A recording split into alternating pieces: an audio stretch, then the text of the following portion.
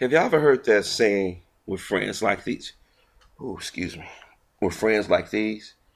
Well, the reason why I bring that up is because Mr. Obama is getting his karma thrown back at him, or coming back to him, I should say. Now, some of y'all gonna say what I'm talking about. For those who don't follow politics, some or those who do, you might remember it was just either last week or the week before last. Newark, New Jersey's mayor Cory Booker was on Meet the Press. And he basically criticized Mr. Obama or used a false equivalent to compare what the President Obama's team is doing with Mitt Romney. And everybody was outraged. Everybody, the talking heads, whether it be, or excited. Fox was excited. CNN, they played both sides, so you never know really going on with them. MSNBC and what's that? Current, they was upset. And he was like, "How dare Cory Booker do this?" And I'm saying he thought for himself, you know. And I personally, I thought he was wrong, but I didn't think it was at the level of how they was acting. But it showed that Mr. Obama doesn't have support that he think he has. Then you have Bill Clinton, and people are like, "Oh, Bill being Bill." No, Bill Clinton's been doing this for years. He's been saying things against supposed supporters, or especially black supporters or black people for years. And I get into Bill Clinton in a second. Then you had Governor Deval Patrick of Massachusetts, who was from Chicago. He was on one of those shows the other day. Did the same thing that Cory did, same thing that Bill Clinton did, and nobody said nothing about Deval Patrick. Nobody dared say anything about Bill Clinton. He had former governor Ed Rendell, he's currently a contributor to MSNBC, said the very same things. So I'm sitting here saying, you guys supposed to be on President Obama's side, supposed to be Democrats. You guys showed like you were working for Mitt Romney. Then you had Harold Ford Jr. doing the same thing, former congressman. And I noticed something. Out of those guys, those are the black men that led the charge. Now, some of it could be that they pissed off at President Obama for throwing the black community under the bus, but listen to these guys and knowing their history, no, it was a little bit more than that. No, it wasn't that, because these guys are not pro-black. Let me be honest with you. These guys are pro-business. They pro-line in their pockets. See, people have to understand politicians get into politics for money, power, and fame. That's all they do. And whether you agree with everything Mr. Obama has said and done, which I don't, I was troubled by the comments coming from these brothers. Now, I wasn't shocked for Bill Clinton and Ed Rendell, because Ed Rendell supported Hillary Clinton. Bill Clinton is still pissed off about his wife, because if you watch Bill Clinton and watch him good and listen to him good, he's not a supporter of President Obama. He smiles. He'll say, oh, he'll be reelected, but it comes at a price. Bill Clinton sat on CNN with Harvey Weinstein. Now, if that name's not familiar with him, he's a movie executive. He brings a lot of independent movies, that kind of shit. He's the same guy that was defending Roman Polanski, saying the only reason why they're going after Roman Polanski is he's Jewish. Need to put that in there. And basically, they threw Mr. Obama under the bus. Now, as I said before, this is President Obama's karma. You throw the very community that got you started in politics and came out in the overwhelming numbers to vote for you and have given you the benefit of the doubt time and time again, you knew at some point he was going to get that nigga moment. Now, I keep telling everybody, and I said the other day that at first I didn't want to vote for him again because, like I said, the things he said or done or hasn't done. But watching the vicious attacks that he get, the attacks on his wife, his children, his mother-in-law, hell, even the family dog, I just say, I can't honestly sit back and let another brother go down like that. But at the same time, I have to be reminded that our own people cut each other's throats. Cory Booker, Deval Patrick, Harold Ford, and others out here have done everything in their power to undermine not just Mr. Obama, but those black men and black women, or more so those black men who want to speak up for their community. Now, Harold Ford, if I'm not mistaken, he's a mix of ethnicity, so it doesn't shock me. I'm not. I don't think Deval Patrick is a mixed ethnicity, but he's a light-skinned black man. Cory Booker, I think he's a mixed ethnicity as well. I think he is. So his mindset doesn't surprise me because guess what? The president had the same mindset. And if you notice, the media has been so in love with a certain look of a black politician. If you notice, dark-skinned black politicians are usually ignored or mocked. These are things I've noticed. But Mr. Obama, you had surrogates out here and you pissed them off. You had Cornel West, you had Professor Michael Eric Dyson, you even had Minister Farrakhan. Now he wasn't out there as a surrogate, but he was out there talking to people in the community. He was defending you. He still defends you to a degree, even though you've done some things that greatly disappointed him. Reverend Wright was out there supportive of you until you threw him under the bus. See, y'all remember Governor Patterson of New York, the one that was visually impaired? How President Obama quickly threw him under the bus, told him that he need to resign. But he surrounded himself with a number of white men and white women. They've all done something. Here it is. This man has done a lot of things that another president could have done or have tried to do. And none of this Democratic spokesman or people supposed to be some surrogates are speaking on this man's behalf. I'm telling y'all, this man is going to be a one-term president. I can feel it. I hope I'm wrong. God knows I hope I'm wrong. Because if Mitt Romney gets in, we're really going to get fucked. Education, benefits, and even the veterans. Yep, we going to get fucked too. Y'all forgot what Mitt Romney said about the VA and the veteran benefits. And this motherfucker's talking about going to war. Remember, he got some of the Bush people, got Karl Rove around him. These neocons. But nobody focused on that shit. They focused on what Cory Booker, Deval Patrick, Harold Ford Jr. said, but pretty much danced around what Bill Clinton said and Ed Rendell. And let's not forget Cenk Uygur and the rest of them that have criticized the president when he got in office. They question his manhood. See, we seem to forget those things. This is why I tell black men and black women, we know the Republicans up no good. We know they racist. And not all, but a large number are. But let's not forget what the Democrats have said and done. Remember, Illinois is a blue state. I'm from the state of Illinois. Illinois is a fucking blue state, okay? But they got the stand your ground laws. They trying to do voter suppression here. They raising taxes. They raised Illinois taxes on the level of Hawaii, New York, and California. The cost of living in this state is fucked. But we got Democratic governors. Remember when Mr. Obama was talking about Roland Burr should never took the position as a state senator? Well, guess what? Everybody thought Congressman Jesse Jackson would have been a logical choice. Because remember, Congressman Jackson threw his dad on the bus back during the election. He was out here campaigning for Mr. Obama. But come to find out, Mr. Obama wanted Madigan to be his replacement. He didn't want Roland Burrs. Remember, they made a big deal about it. Remember how everybody treated Roland Burrs, man who served honorable in Illinois politics? They mocked his children. They did everything. This is coming from Democrats. Rod Blagojevich was a sacrificial lamb. Now we got a senator took Roland Burr's place. Kirk, he had a stroke. So who's representing Senator Kirk's position? We got rid of Rod Blagojevich. Well, no, they did. The media, with the help of the media. We got Pat Quinn. Even he criticized President Obama. Even he's done things derogatory towards the black community. But guess what? If you guys don't follow politicians, don't follow who's hung with what, who benefited from what, you never know. When I see the attacks on President Obama, it reminds me of the attacks on late Mayor Washington, Harold Washington, back in the 80s. You had people with Democrats were going against him who become Republican, or they did everything to try to block this man from doing things. A lot of the shit he put in place, Mayor Daley took credit for it. See, they don't want a black man to be in charge of anything. They don't mind you being a figurehead.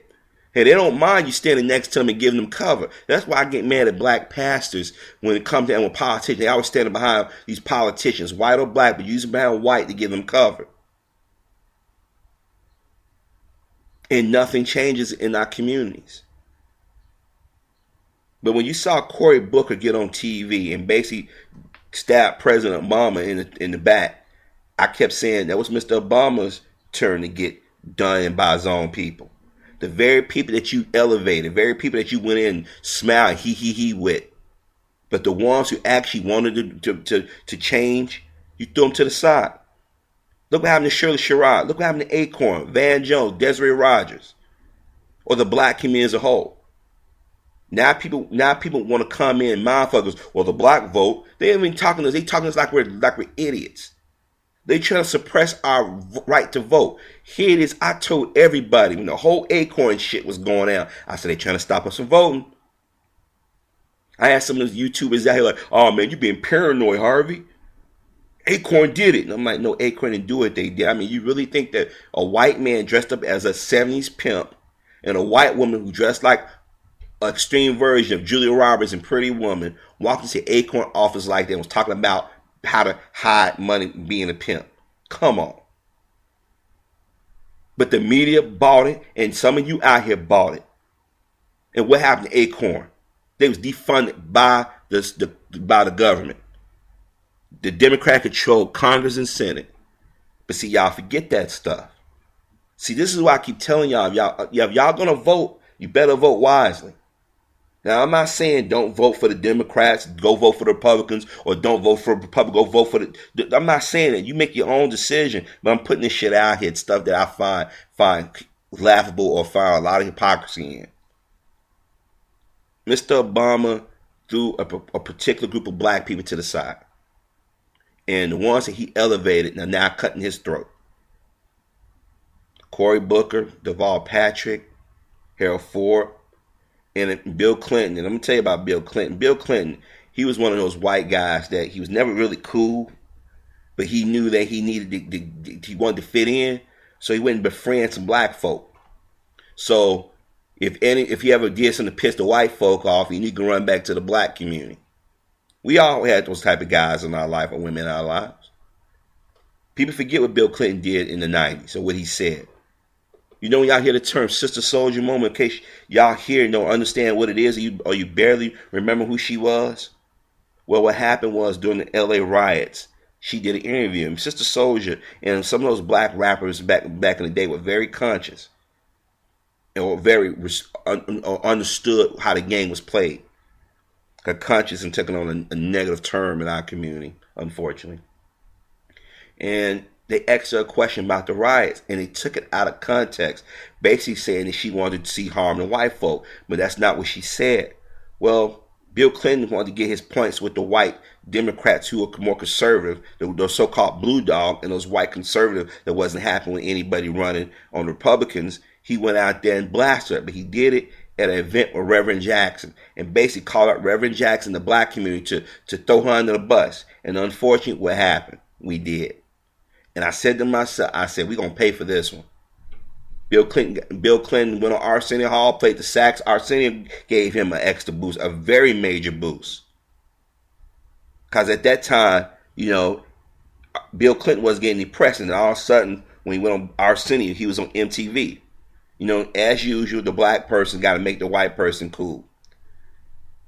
And he was doing those little, like the town hall with those 16 and 18, 21. Those in our age group. I was 16 when he ran the first time. Couldn't vote, but yet people's out there like, we got to go out there and vote for Bill Clinton. And I'm like, yo, we can't vote, but we can tell our parents and our older siblings or our aunts and uncles. I'm like, y'all, there's something about this dude. There's just something about him. And I started watching debates. I started watching stuff. I'm like, this dude is slick. That's what they come to the term, Slick Willie. And he gets in office and he does things that really affected the black community. You know how people keep talking about welfare reform? Welfare reform has perpetually got black people stuck, especially black women. There was a time where you can go on welfare if you went to school or you found a job and you was working your way to something better and then got off welfare. Then you was good. But now you have to work. If you work past 40 hours a week and they catch it, guess what? They take money from your disability. I mean, not your disability, your welfare, I'm sorry. So basically, if you did overtime 1 week, you're going to catch hell. But that might be 1 week, or it might be a short period of time. And that doesn't mean necessarily that you better than yourself. It's just that week they need you to work extra hours. But guess what? The more hours you work, the more they take in tax, because poor people pay more in taxes. So you just took money out of their payments to go buy food and whatnot. Now they struggling. Now they always stuck. But see, a lot of our people like, Bill Clinton, he's cool. The 3-strike law. NAFTA. NAFTA basically gave corporations the ability to go overseas. But what community does it affect the most? The black community. But when those of us like that say now, hey guys, got to wake up. You got to demand something. Oh, we can't do anything. See, those type of men and women that are the traitors are the ones that we should be extremely worried about. Whether they on television, whether they elected office, when somebody tells me that we shouldn't focus on something that we know we need to be focused on, it tells you something.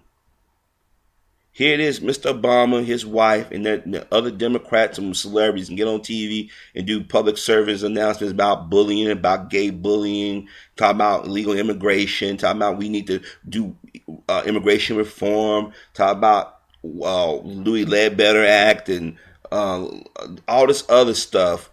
And I'm sitting there saying, what about the people who've been the victims of oppression for 500 more years? How much longer do we wait? I kept hearing people say, well, we're going to wait next term. I said, you guys really don't follow politics. There's no guarantee he's going to get a second term. As you can see, he's getting hit from all sides. Now, people are going to say, well, aren't you criticizing? It's different between being critical than being mean and being spiteful and lying on a man or sabotaging. Here it is, Tyrese Gibson, Mr. Baby Boy, Mr. Fast and Furious, Mr. I was in the Transformer movie. Gibson, he went and marched with Reverend Sharpton to bring attention to the voter suppression that's going on around the country. He called out his celebrity brothers and sisters, meaning black men, black women, or even those so-called liberal whites that claim they want to be fair with everybody. Nobody came down and marched. When the Trayvon Martin things, people just put hoodies on, but they didn't come out and really speak about anything. This is why I tell us out here on YouTube, those out here who got some common sense, this is why I say control your dollar, know your history. Know your history, control your dollar. Because we're going to get fucked in the ass. If you notice during the primaries, the Republican primaries, everything they said was directed towards the black community, and the black community has been extremely quiet. White folks are mad that this man was elected in office, and they was mad that we went out and supported him. Whether you agree with all his positions or not. How dare these niggers vote for him? How dare they don't do what we tell them to do? This is why I get tired of motherfuckers saying that we're a minority. We're a majority. Come on. As racist as this country is, and they'll tell you they swept down the whites voted over went for President Obama, which they didn't. How was this man able to get in office? So they come out with these lies saying that voting was rigged when there's no evidence of the sort. And usually the ones who did the rigging or the false voting were white people. There have been white politicians that got caught manipulating votes. Remember in 2004 when they suppressed the black vote in Ohio? Remember in Florida in 2000? But a lot of y'all seem to forget that stuff. So when Cory Booker and Deval Patrick and Harold Ford and some other black surrogates that President Obama looked towards to have his back or be honest with you, and they've been less than honest, I told y'all this shit was going to happen.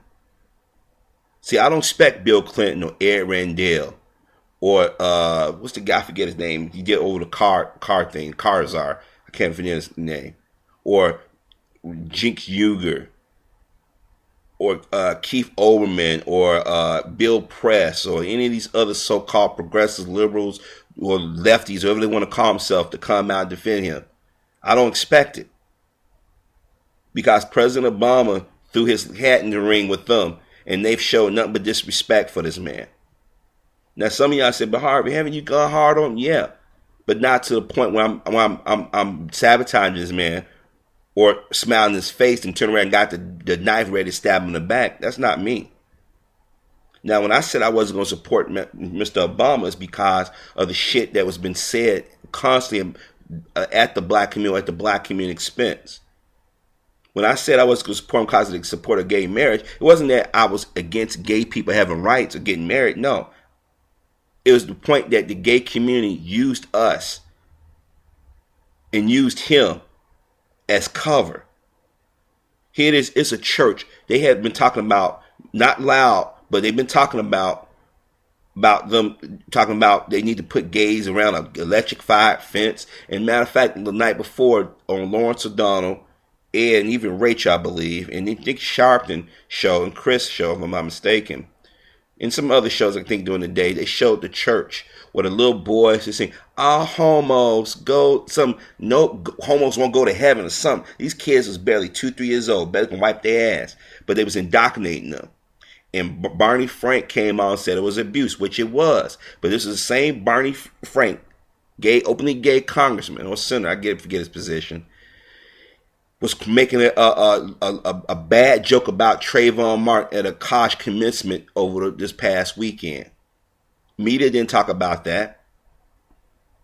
He didn't apologize to Trayvon parents directly or to the black community. But remember, these are Democrats now. See, I want y'all to see. This is why people come to our channel, want to vote down videos and want to false flag, because I'm speaking truth. I'm speaking shit that we've all thought at some point. Now here it is. I'm not feeling the greatest. I'm sick.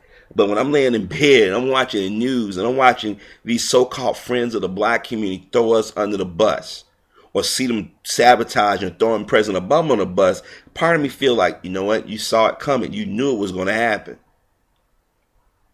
The other day, my father said to me, he said, "Son," he said, "you was on point about what they were about to do." And he said, this reminded him when he was a kid. He said, he even think it's worse now. And I said, "It's worse now?" He said, "We knew, see, they had the ability to hang us and shoot us and blow us up." But he said, but the government still had some laws in place or things that they just wouldn't do and say in public. And now, when you got people like Donald Trump, Mitt Romney, Michelle Bachmann, Sarah Palin, Sean Hannity, Bill O'Reilly, then you got their list of handkerchief heads I was saying these things. The reaction is not as swift. And I said, "Well, Dad, you know, corporations own these corporations own these politicians now, and we allowed it." I mean, think about it. Think about the stuff that's been said on television. I mean, think about NBC not counseling Donald Trump's show after the racist things. Not that he said just as the president, but he said at the expense of the black community. The blacks. We need to see his college transcript. So like, nigga, you better prove to me, if you don't meet my qualifications, get the fuck out of here. This is why your Deval Patricks and your Cory Bookers and your Harold Fords and some of your other blacks have said the things about President Obama since the time he announced he was going to run for president, and since he's been in office since now doing his re-election. Because of fear. Because they're not consistent. Because they look at their opportunists. You and I have the power to make a difference. I know y'all like, "Oh, you sound like a broken record. What can we do, Harvey?" Easy. You get out there, you get to your local representatives. You ask them, who do they support? Okay, what improvements are going to be made to our community? What's the budget plan for this upcoming year or the next 5 years? What money is going into the community? Okay, these businesses coming in our community, what are their requirements? Are you doing inspections? Are you going in making sure they're not selling liquor or certain things to underage people? Are you monitoring them and see if they're not selling guns or this and that? Why the police department, why you have white police officers in predominantly black neighborhoods? Where are the tax credits or tax reliefs at for business or homeowners? Or for black businesses? Everybody else seems to get tax credits and relief, but what about the people who have built this country and their descendants and people that keep maintaining this country? Then you start sending letters to the Obama campaign saying, okay, no wait, you say he's going to do this. Well, for nearly 4 years, the Democrats and the Obama team have ignored the black community. What are we going to get in return? Get this shit in writing. If they can't come out and openly speak about our issues and dance around it, then you guys sit this election out. See, there's ways that we can do shit. There's ways we can do stuff. Here it is. We got black celebrities. Instead of them saying, you know what, CNN, MSNBC, Fox, and local affiliates are not telling our stories. Why don't we get together and start putting our own thing together? Now, people have suggested to me that I do the same thing. And I'm looking into it because I'm tired of the BS. But right now, we can make a difference. We can demand shit. And those black men and black women who have cut our throat and now cutting President Obama's throat, we need to put their ass on blast. Whether they're alive or not, whether they're still in office or not, we need to let people know this is a pattern of something. But I just want to add before I go. Notice the skin tone in these black politicians. And notice how cutthroat they've been, not only with the black community, but with each other. Makes you think, huh?